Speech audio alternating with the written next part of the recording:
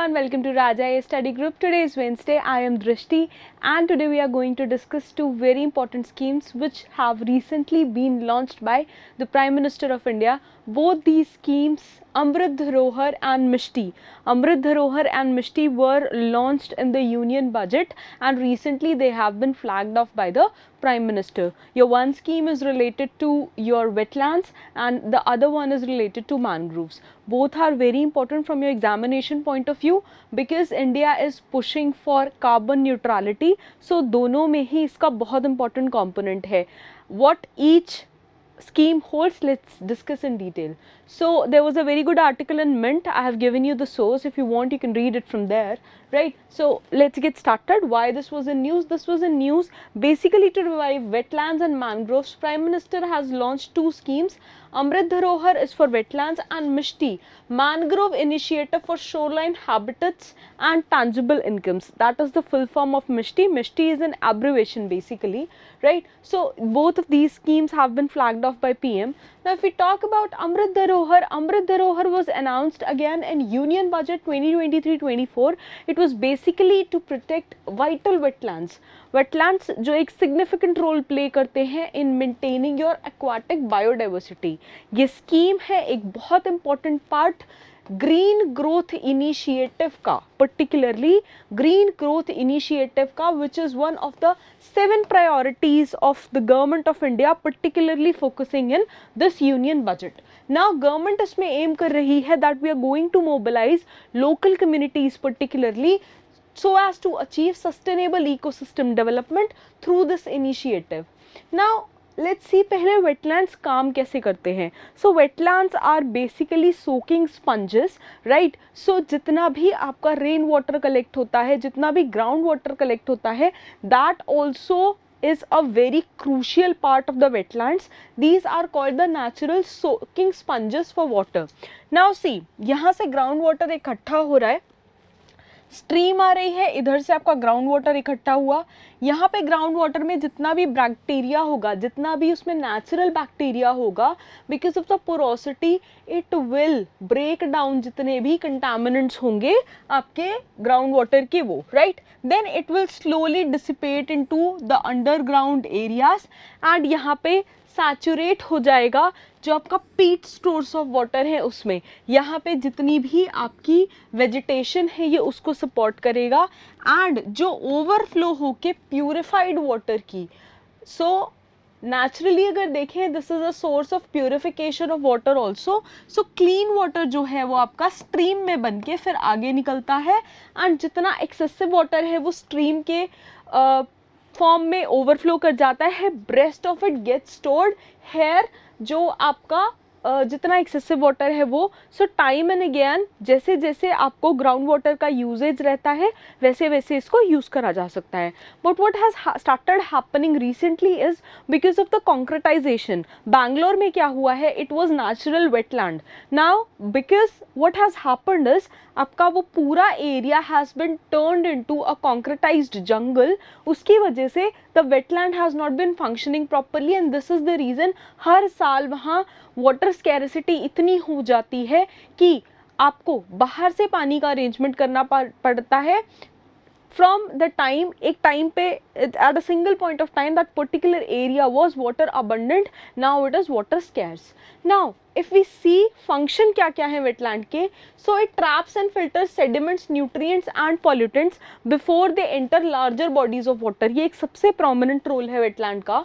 Second is it reduces flooding, right? जितना excessive water होता है उसको absorb कर लेता है तो it reduces flooding, which is one of the major things that we see particularly in monsoons in the wetland areas that have been messed up by the anthropogenic interventions, right? Now it buffers the shorelines and hence it reduces the erosion. Now it provides the habitats for plants and animals. एक बहुत important ये aspect है इसका. Also it provides recreational areas for ecotourism and tourist services, right? Now these are proper areas where mangrove का जितना भी चीज़ है वो हम देख रहे हैं. So along the coastline of India, a lot of mangroves are going to be planted.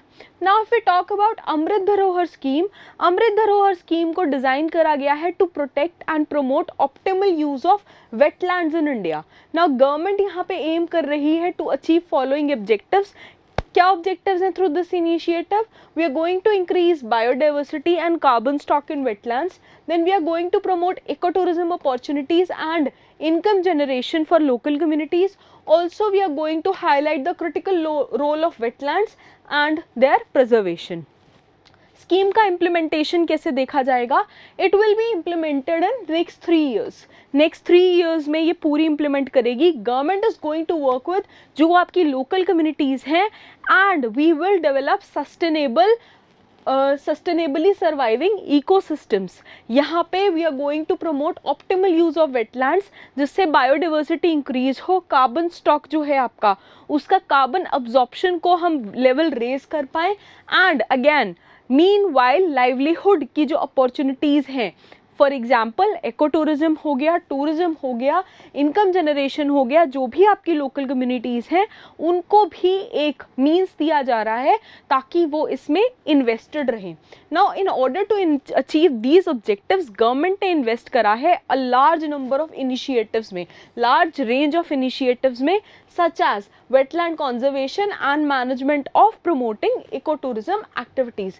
Government उसमें बहुत सीरियसली इन्वेस्ट कर रही है अभी because we need to save our wetlands so that जो एक पोर्टेबल वाटर की रिक्वायरमेंट है उसको हम सेटिस्फाई कर पाएँ. इस बार के यूपीएससी में भी we had a question UN ground water report का that India is one of the countries which is very extensively exploiting जितना भी आपका ग्राउंड वाटर है. So this is a very burning topic. You have to understand the gravity of the situation and there is a very good chance आपको mains में भी इससे related इस बार एक क्वेश्चन मिलेगा, राइट. सेकेंड आते हैं the other scheme, Mishti scheme पे.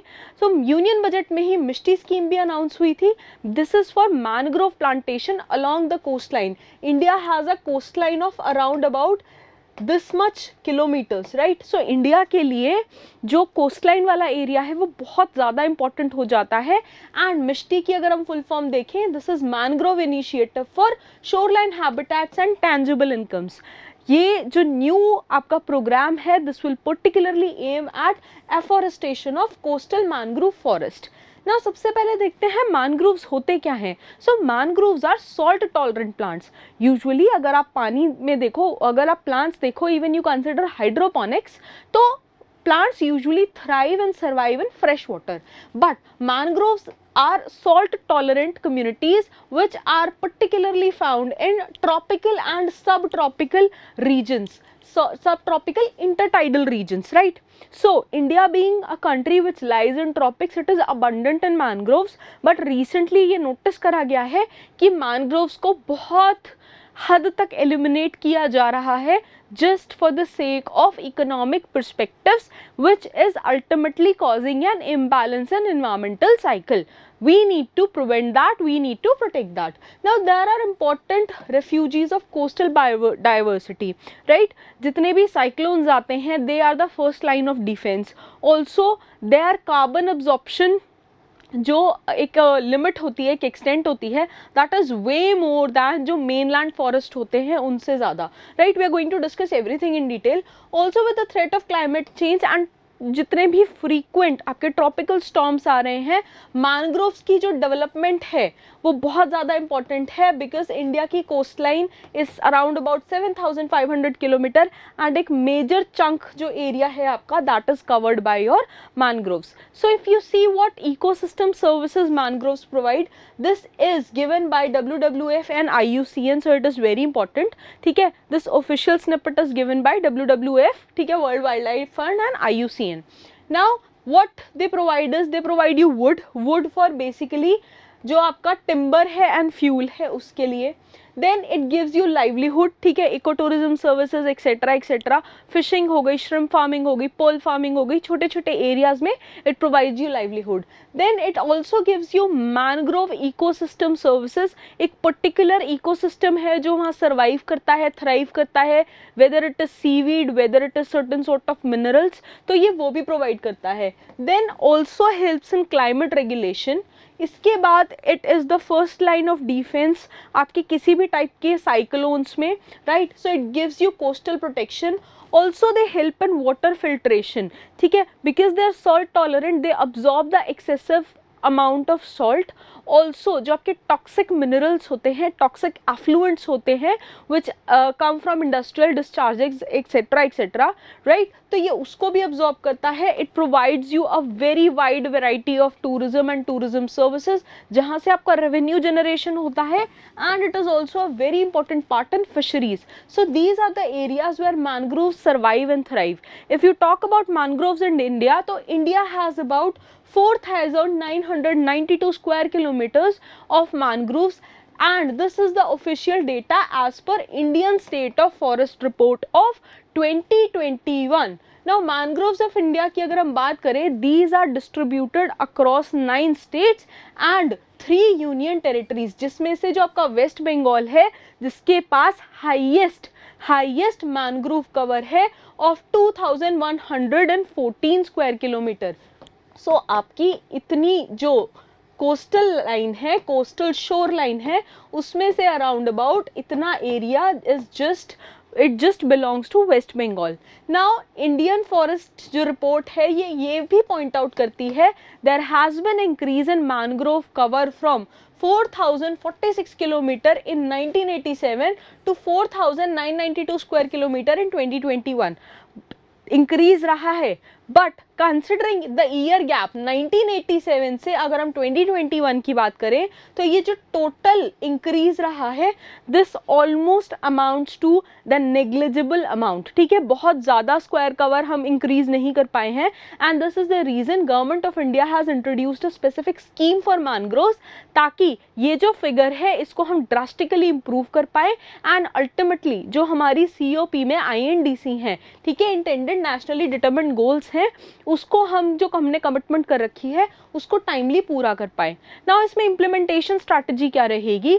बजट ने ये स्टेट करा है कि आपकी मिष्टी स्कीम है, this will be done through the convergence by MNREGA and your CAMPA fund, Mahatma Gandhi national rural employment guarantee scheme. I hope आपने इकोनॉमी में पढ़ा होगा. Also compensatory afforestation fund, management and planning authority. And इसके अलावा जो भी अदर सोर्सेज हैं like local authorities हो गई, उनकी जो आपकी एफर्ट्स हैं, जो इनपुट्स हैं, उनको इकट्ठा करके इसको पूरा स्कीम को प्रोसेस करा जाएगा. Now why we need to protect mangroves? Reason क्या है? इंफ्रास्ट्रक्चर जो प्रोजेक्ट्स हैं, इंडस्ट्रियल एक्सपेंशन है, शिफ्टिंग कोस्टलाइन है, कोस्टल इरोजन है एंड स्टॉर्म्स, इनकी वजह से, इन सारे रीजंस की वजह से मैनग्रोव्स की जो शोर लाइन है वो ड्रास्टिकली रिसीड कर गई है.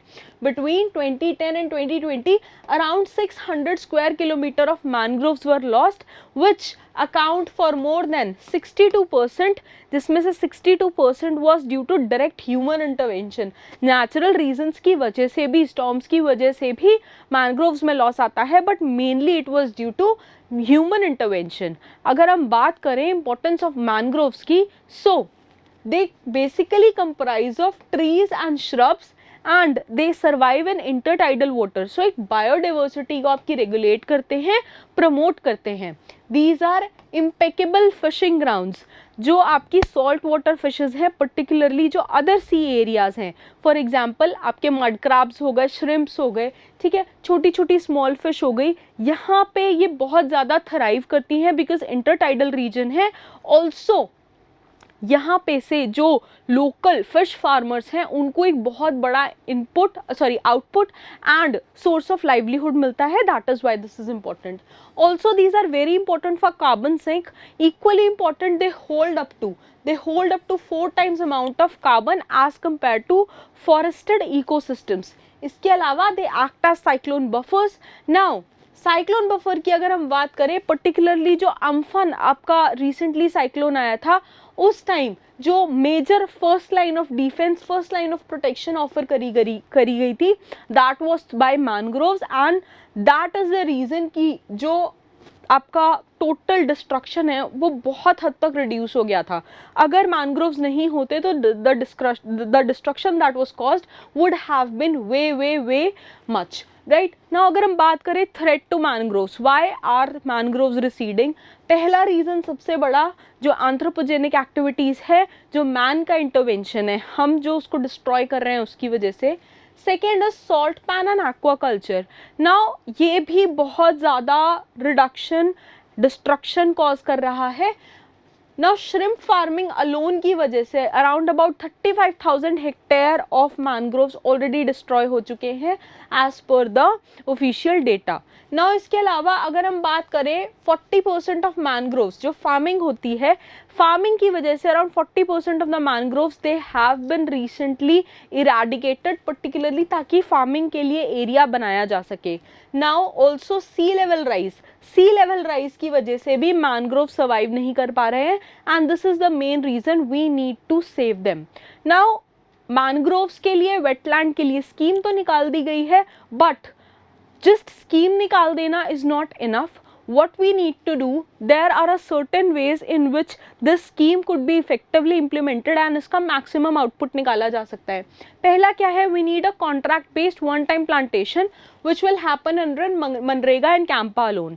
ठीक है, इसके अंडर हमें ये पुश करना पड़ेगा कि लोकल कम्युनिटीज़ इसकी इम्पोर्टेंस को जाने एंड इक्वली इसको सपोर्ट करें, somewhere on the lines of Chipko movement, right. Now discharge of untreated domestic and industrial effluents directly into the sea water, हमें उसको चेक करना पड़ेगा। एक लेवल तक आपके जो ट्रीज़ हैं, जो श्रब्स हैं, वो टॉक्सिक मिनरल्स, हेवी मेटल्स को ऑब्जॉर्ब कर सकते हैं, उसके बाद उनका भी सैचुरेशन आ जाता है and ultimately they might also die. And considering these are going to be the new plantation, इनका सर्वाइविंग थ्राइविंग जो पोटेंशियल है मे बी उतना हाई ना हो, that's why we need to keep that in check. इसके अलावा जो natural intertidal flow है along the coast, that should be considered. We need to even check that in process कि वहाँ पे बहुत ज़्यादा disturbance ना हो in the new plantation areas, right? So this was all about the two schemes. I hope ये दोनों topic आपको clear है. If you guys have any doubts, you can mention them in comments. I'll try taking them up in next class. Till then, stay tuned and keep learning, keep watching. Thank you so much. Bye bye.